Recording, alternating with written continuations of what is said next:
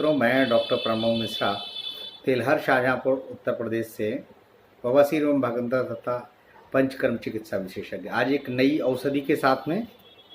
इसका नाम है ताम्रभस्म। इसका बहुत ही ज़्यादा औषधीय उपयोग है, बहुत ही ज़्यादा। तो आइए ताम्रभस्म के बारे में देखते हैं। इसकी सबसे पहले तो किस मात्रा में इसको हम लेते हैं इसके बारे में जानते हैं। आधी से 1 रत्ती मात्रा, और इसको मुख्य चीज़ है अनुपान किससे, शहद से लेते हैं और दिन में 2 बार पी सकते हैं। यानी कि 2 बार दिन में 1 रत्ती मात्रा में इसको दिया जा सकता है, पहुंचा दिया जा सकता है। गुण और उपयोग के बारे में और आप लोग को बता दें, जो भी ये मैं बता रहा हूँ ये आयुर्वेद 4 संग्रह के माध्यम से बता रहा हूँ। तो समस्त प्रकार के उदर रोग, प्रमेह, अजीर्ण, विषम ज्वर, सन्निपात, कफोदर, प्लीहोदर, यकृत विकार, परिणामशूल, हिचकी, अफरा, अतिसार, संग्रहणी, पांडु, मांसार्बुद, गुल्म, कुष्ठ, कृमि रोग, हैजा, अम्लपित्त, हिचकी, अफारा, संग्रहणी, ये प्लेग आदि, इन सभी में ताम्रभस्म जो है वो महा औषधि के रूप में, इसको महा औषधि के रूप में कहा गया है। इतने सारे रोगों में काम करता है। ये बहुत ही शक्तिवर्धक है, रुचिकारक है और कामोद्दीपक है। शक्तिवर्धक, शक्ति को बढ़ाने वाली, रुचिकारक, भोजन में रुचि को बढ़ाने वाली, और कामोद्दीपक है, काम शक्ति को बढ़ाने वाली। यकृत में विकृति होने से पित्त का निर्माण बहुत कम होता है।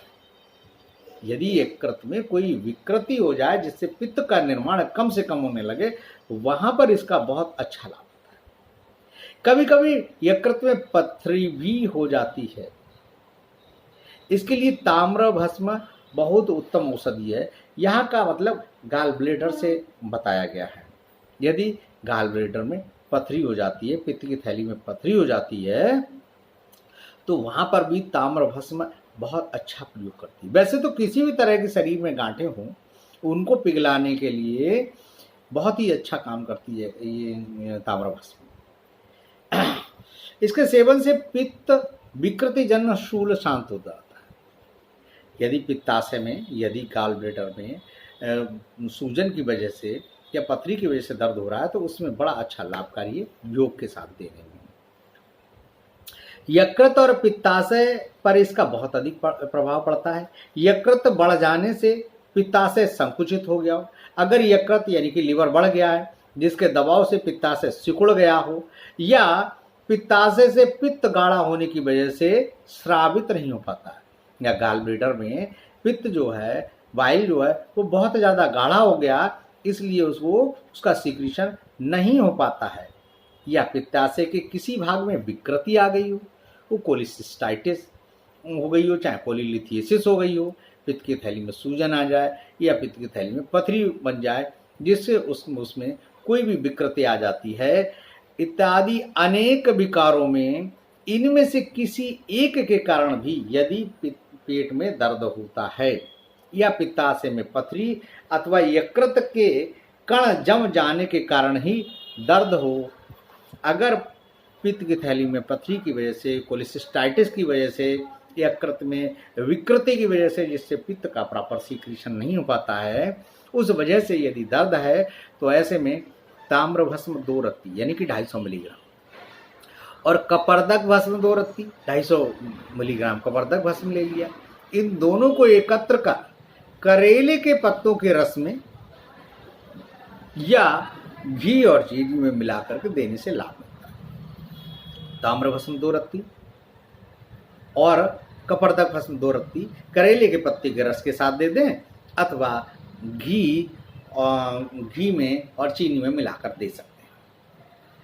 अस्थीला और गुल्म की गांठों को गलाने के लिए तथा बढ़ी हुई प्लीहा को नष्ट करने के लिए, अस्थीला प्रोस्टेट ग्लैंड हुआ, या शरीर में कहीं पर भी गांठें बन रही हैं, कहीं पर भी अर्बुद बन रहा है, तो उसके लिए गलाने के लिए, ठीक है, या बढ़ी हुई प्लीहा को नष्ट करने के लिए, यानी बढ़ी हुई प्लीहा का जो साइज है उसको कम करने के लिए ताम्रभस्म 1 रत्ती यानी कि 120 मिलीग्राम शंख भस्म 2 रत्ती 240 मिलीग्राम या 250 मिलीग्राम मान लें।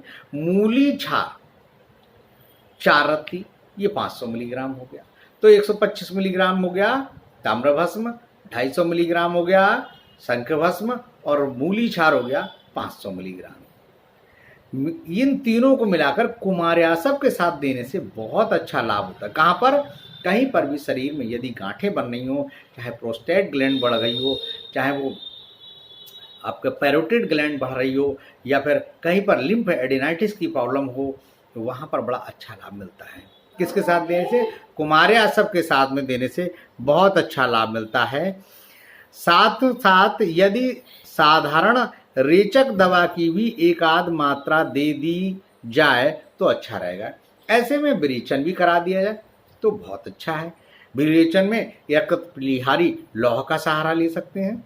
उसको यकृत प्लीहारी लौह जो टैबलेट आती है, उसको 1 टैबलेट रात्रि में सोते समय दे देंगे तो 2 से 3 बार और कभी कभी 4-5 बार भी मलत्याग के लिए जाना पड़ता है।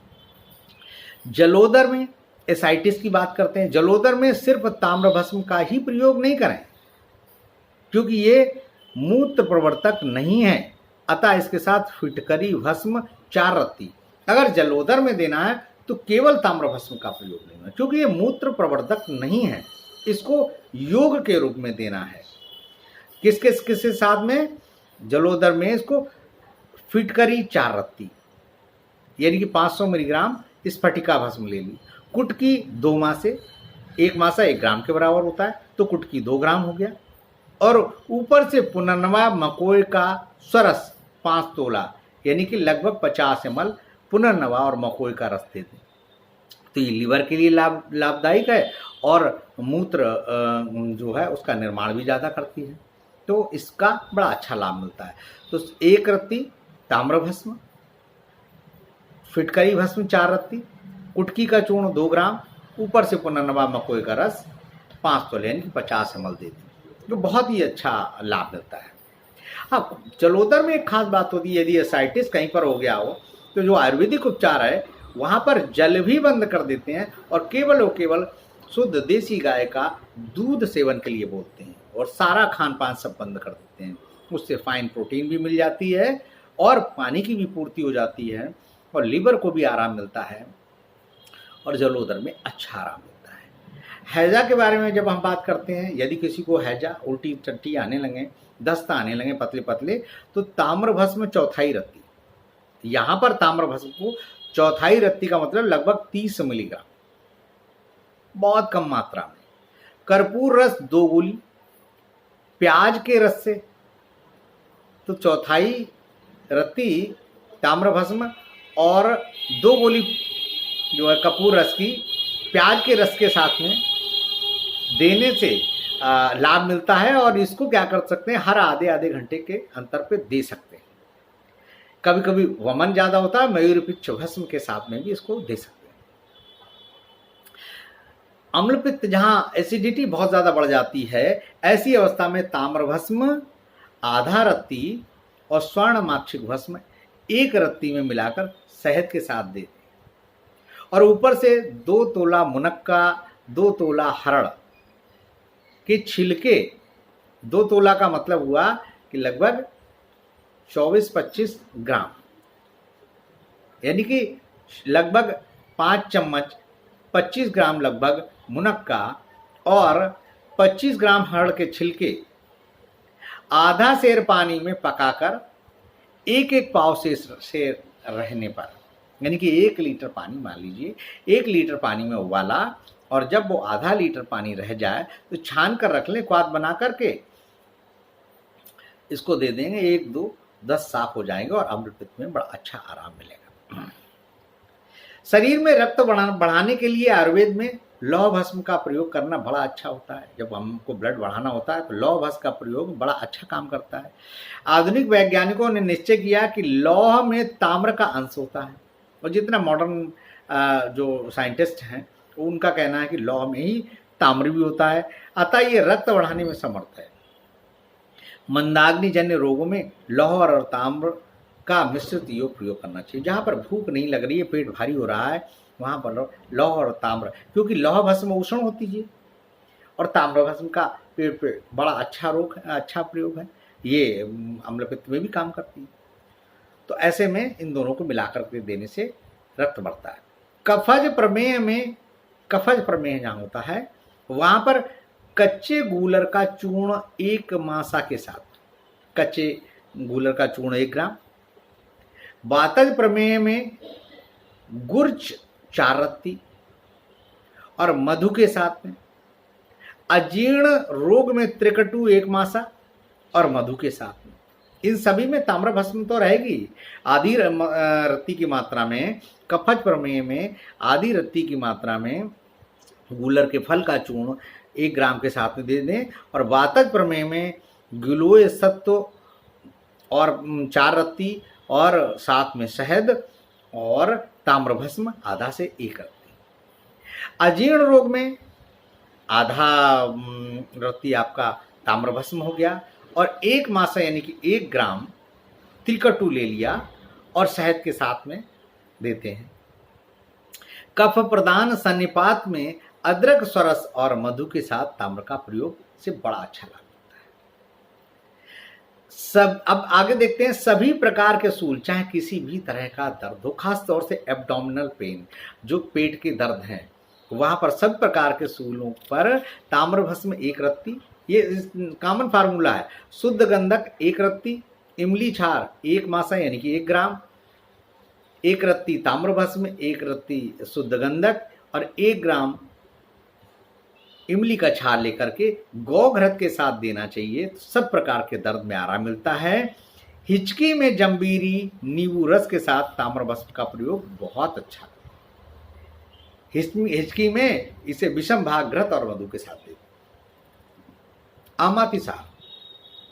आमातिसार में यहाँ आम है और उसकी वजह से अतिसार हो रहा है, ऐसे में वेलगिरी चूर्ण 2 ग्राम, पिप्पली चूर्ण 3 रत्ती और ताम्र भस्म 1 रत्ती, यानी कि 2 ग्राम तो हो गया बेलगिरी चूर्ण ले लिया, आधा चम्मच मान लीजिए, आधा चम्मच बेलगिरी चूर्ण ले लिया और 1 रत्ती ताम्र भस्म और 3 रत्ती पिप्पली चूर्ण को देने से बहुत अच्छा लाभ मिलता है।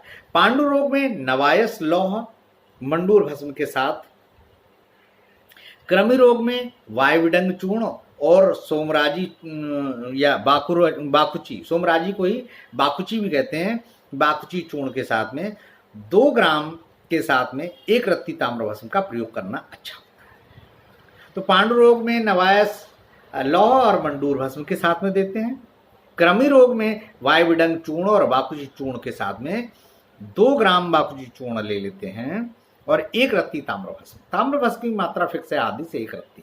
चौथाई रत्ती अभी मैंने बताया था कि चौथाई रत्ती का प्रयोग कुछ जगह पर करते हैं, उसका वर्णन मैंने अभी कर दिया था। तो चौथाई रत्ती, आधा रत्ती और 1 रत्ती से ज़्यादा ताम्र भस्म की मात्रा नहीं देना चाहिए।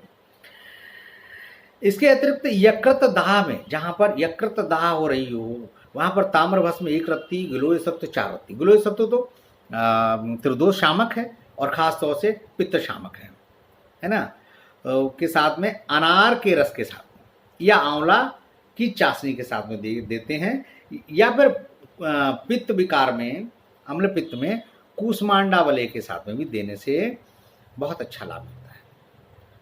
ताम्र भस्म, अब इसके बाद ताम्र भस्म क्या है, बहुत ही उग्र, तीक्ष्ण, भेदी और पित्तस्रावी है। जैसे लौह भस्म तीक्ष्ण होती है, ऐसी ताम्र भस्म भी बहुत ही उग्र है, इसीलिए इसकी मात्रा बहुत कम है। जितनी तीक्ष्णता होगी उतना मात्रा कम रखी जाएगी।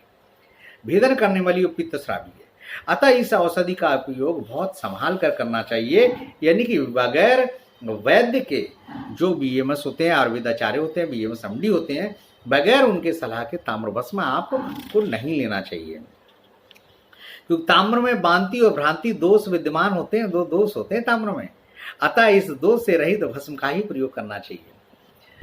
अब ये बता देते हैं ताम्र भस्म की परीक्षा कैसे कर लें। ताम्र भस्म यदि कोई वैद्य इस्तेमाल कर रहा है तो हमेशा अच्छी कंपनी की ही औषधियाँ आप प्रयोग करें, तो आपको परीक्षा नहीं करनी पड़ेगी। अन्यथा किसी साधारण कंपनी आ गई तो कैसे परीक्षा करेंगे। सूर्य की किरणों द्वारा देखने से चंद्रिका रहित मालूम हो, सूर्य की किरणें जब पड़ रही हैं तो चंद्रिका रहित हो, या इसकी भस्म थोड़ी मात्रा में दही में डालकर कांच के पात्र में 12 घंटे तक रखने पर दही में नीलापन या हरापन ना दिखाई पड़े तो विशुद्ध ताम्र भस्म समझे। अगर दही में नीलापन आ जाता है या हरापन आ जाता है तो इसका मतलब ताम्र भस्म सही नहीं। यदि अशुद्ध ताम्र भस्म हो तो उसको घृत कुमारी यानी कि एलोवेरा में घोट कर टिकिया बनाकर 21 पुट देने से बांति और भ्रांति दोष से ताम्र मुक्त हो जाता है। ताम्र भस्म में 2 दोष होते हैं, बांति और भ्रांति। इनको अगर दूर करना है एलोवेरा के रस में घोट कर 21 पुट देने से बांति और भ्रांति दोष दूर हो जाते हैं। मित्रों, ये था ताम्र भस्म के बारे में जो बहुत ही ज़्यादा उपयोगी थी। समस्त प्रकार के उदर रोगों में प्रमेय, अजीर्ण, विषम ज्वर, सन्निपात, कफोदर, जलोदर, यकृत विकार, परिणाम सूर, हिचका, अफारा, अतिसार, संग्रहणी, पांडु, मांसार्बुद, गुल्म, कुष्ठ, कृमि रोग, हैजा, अम्लपित्त, प्लेग आदि में ताम्र भस्म का बहुत अच्छा उपयोग है। ये जितना भी बताया मैंने आयुर्वेद सार संग्रह से लिया। और एक ही बात कहूँगा, ताम्र भस्म बहुत ही ज़्यादा उष्ण है, तीक्ष्ण है, भेदी है और पित्तास्रावी है। इसका बहुत अच्छा लाभ है, परंतु जिस औषधि का जो भी जितना अच्छा लाभ, तेजी से लाभ मिलता है, उसका उतना ही तेजी से दुष्प्रभाव भी आता है। इसलिए सदैव आप लोगों को जो भी इस तरह की औषधियाँ प्रयोग करनी है वो अपने वैद्यकीय सलाह से ही लें, अन्यथा आपको नुकसान हो सकता है। मैं डॉक्टर प्रमोद मिश्रा, तिलहट, शाहजहाँपुर, उत्तर प्रदेश से बवासीर एवं भगंदर तथा पंचकर्म चिकित्सा विशेषज्ञ। यदि आपको कोई भी जानकारी प्राप्त करना हो तो मेरा मोबाइल नंबर और व्हाट्सएप नंबर 7007216775 पर संपर्क कर सकते हैं। मैं प्रत्येक दिन तिलहट, शाहजहाँपुर, उत्तर प्रदेश में मिलता हूँ और शनिवार शाम को 5 बजे से 8 बजे के बीच में शाहजहाँपुर में Manorama clinic 55D55 phase 2 city park Shahjahanpur में मिलता है। नमस्कार, जय हिंद, जय भारत, जय आयुर्वेद।